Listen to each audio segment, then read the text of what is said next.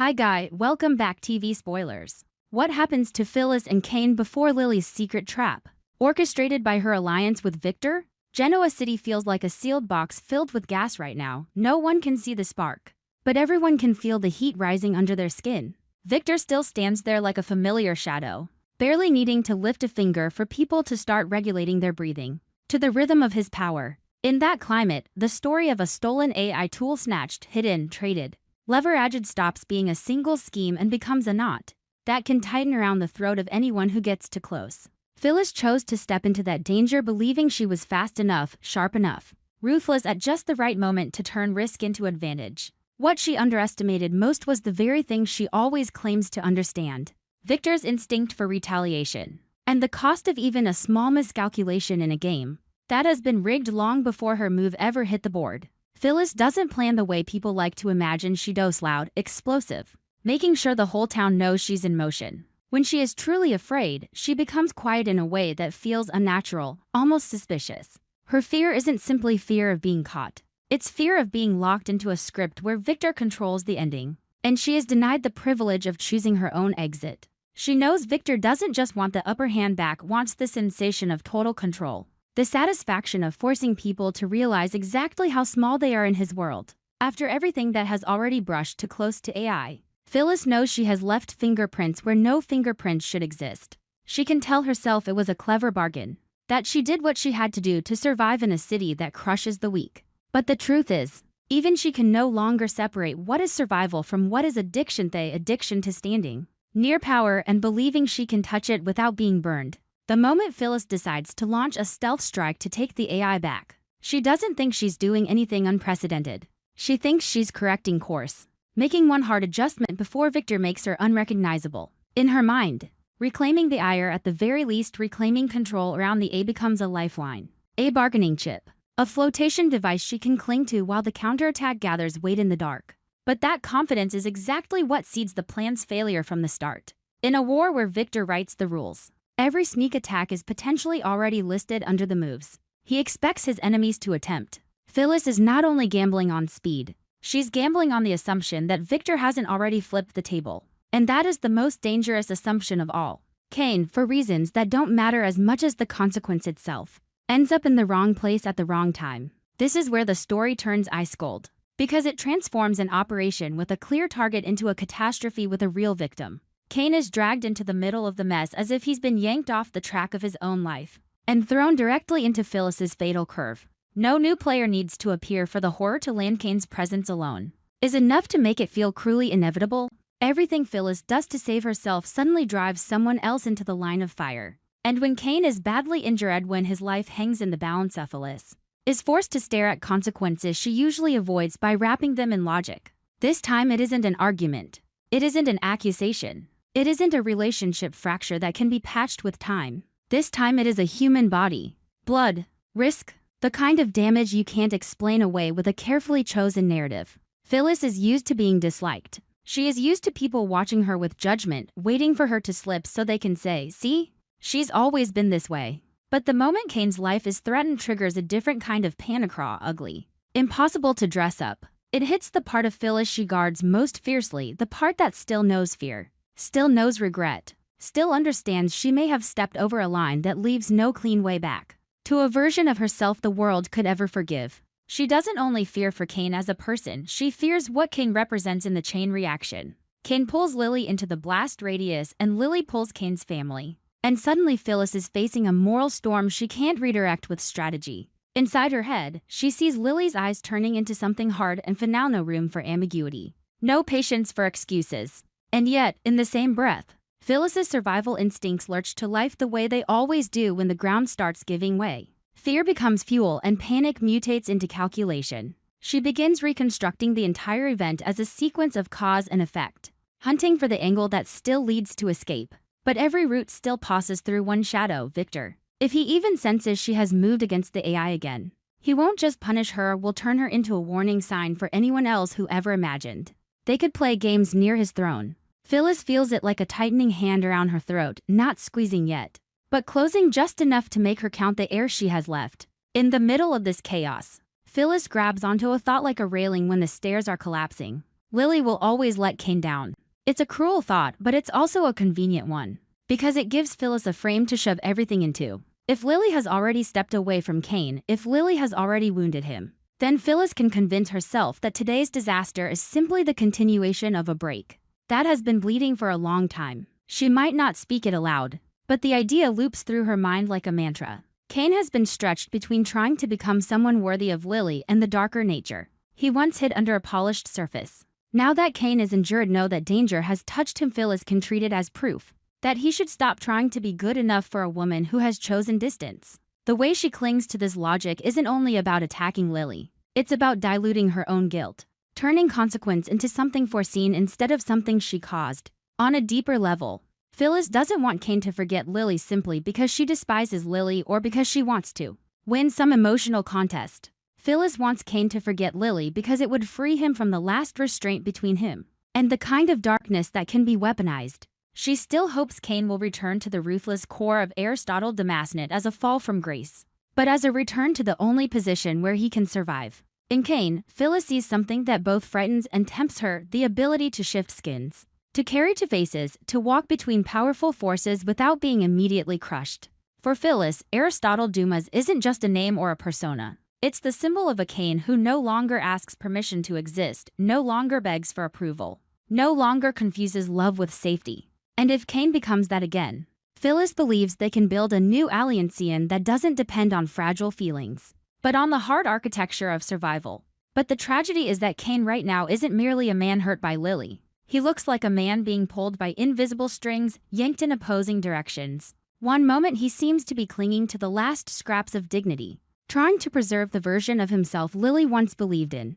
The next moment he seems to hear something calling from a darker place, where Aristotle Dumas doesn't apologize, doesn't explain, doesn't care whether anyone understands.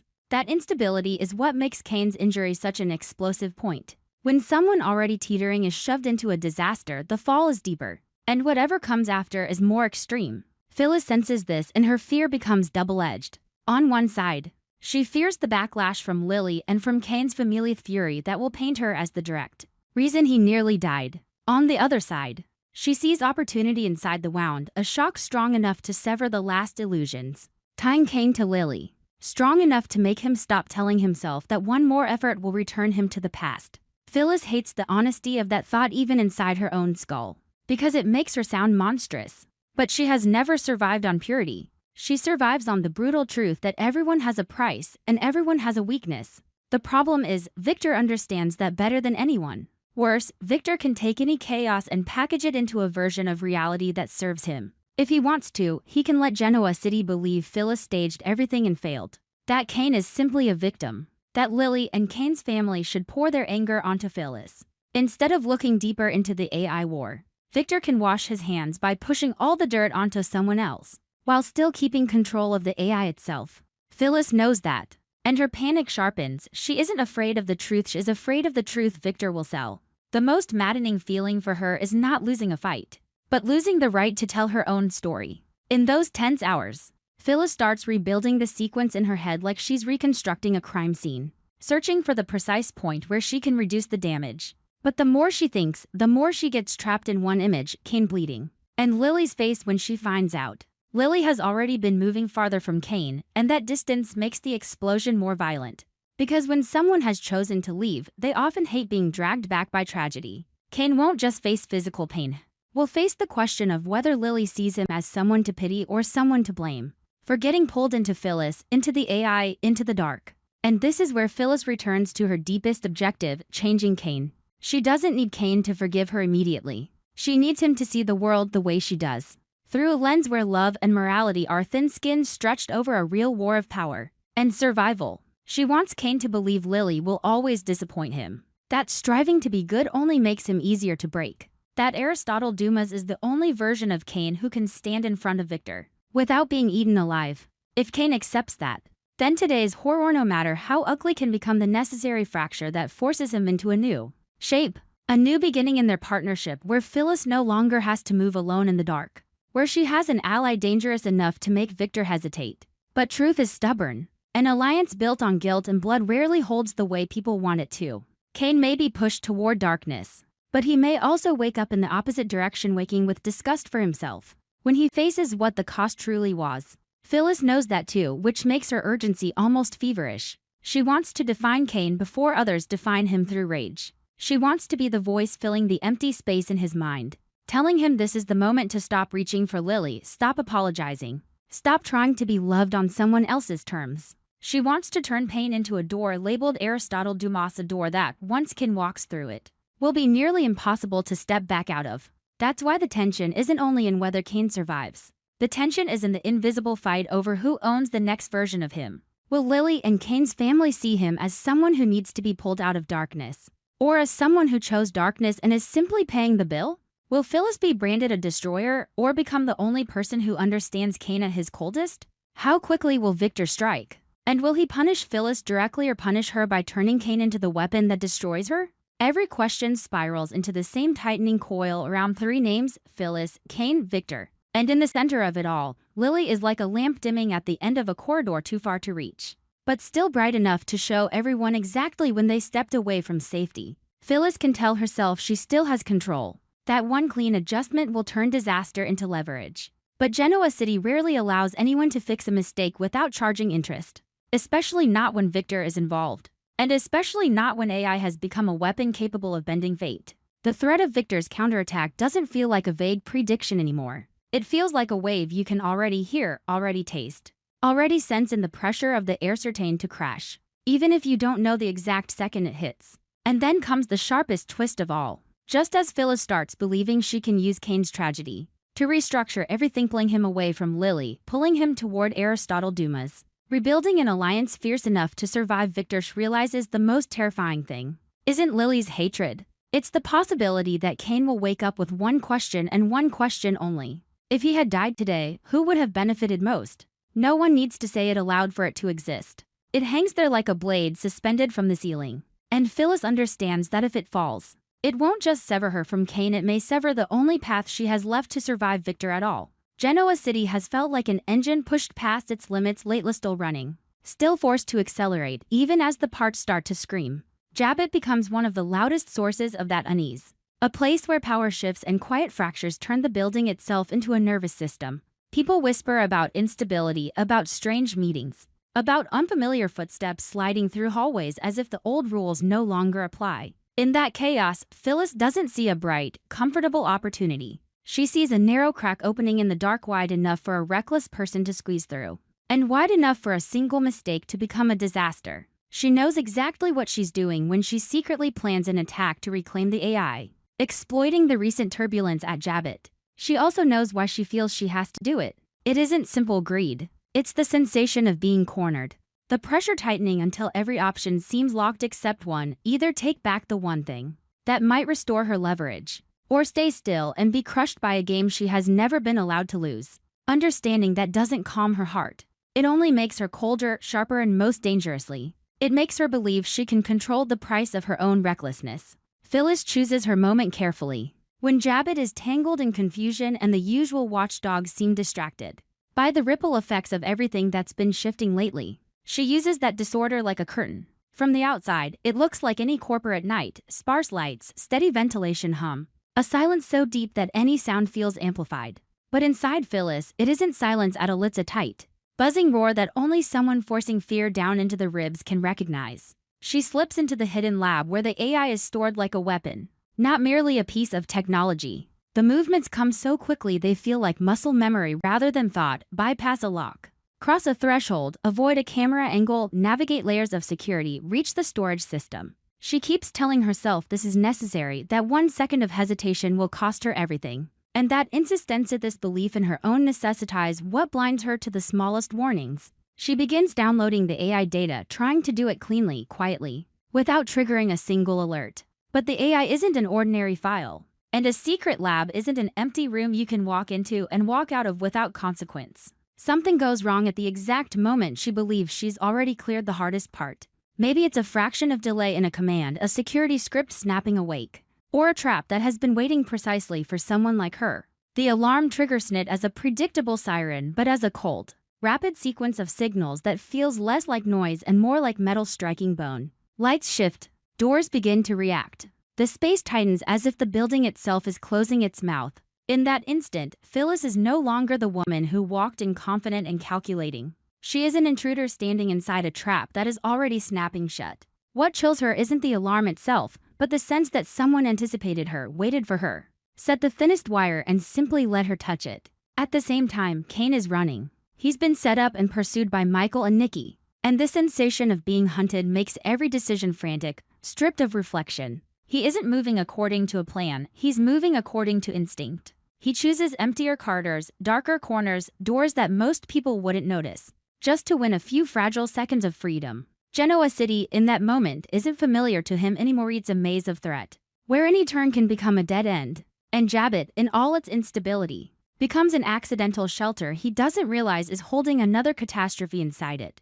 King charges into the chaos of Phyllis's night like a variable no one calculated. He doesn't know the hidden lab has been breached. He doesn't know security has been triggered. He doesn't know someone else is panicking behind a door that looks harmless. He only knows he needs an exit, and that exit drives him straight into the center of the trap. Everything happens too fast to name properly. A small blast, or a violent jolt caused by the security response. Or a moment where a ledge or stair or floor isn't as stable as Cane assumes. Maybe he's thrown.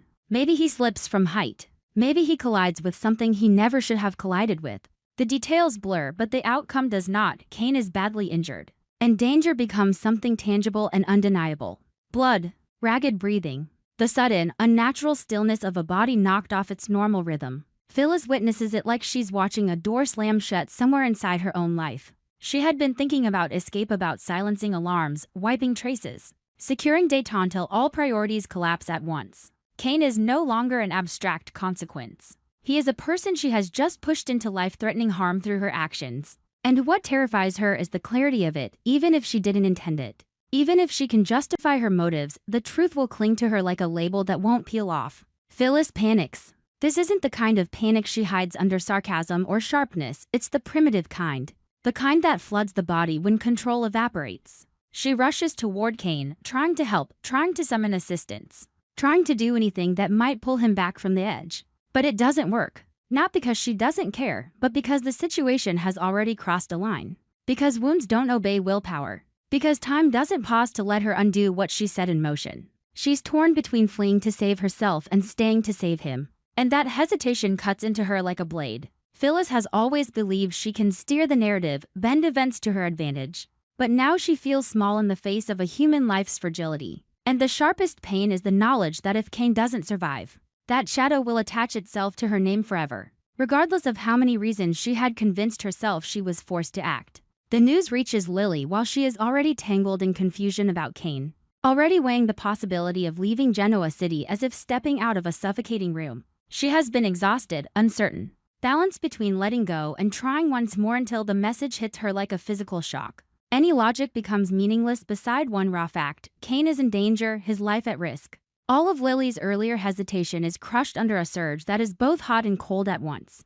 Hot with fear and fury, cold with the realization that some losses can never be rewound. She moves as if pulled apart inside. One part of her can only focus on whether Cane will live. The other part needs a culprit immediately. Someone to carry the weight of all the anger she has been swallowing for too long. And when Phyllis's name appears, tied to the scene, Lily's rage ignites without needing anyone to strike a match. Cane's family reacts the way families do when someone they love is hovering at the cliff's edge. In that kind of crisis, people don't want a careful analysis. They want a face to aim their helplessness at, a name to scream inside their own skull. A cause they can grab so they don't have to stare at the brutal unfairness of reality. Phyllis becomes the easiest target not only because she was there, but because she has always been synonymous with risk, with dangerous moves, with chaos trailing behind her like an echo. Lily confronts Phyllis with a fury that feels almost necessary, as if blaming her is the only way to avoid an even more painful truth, that sometimes the world collapses without a fair reason,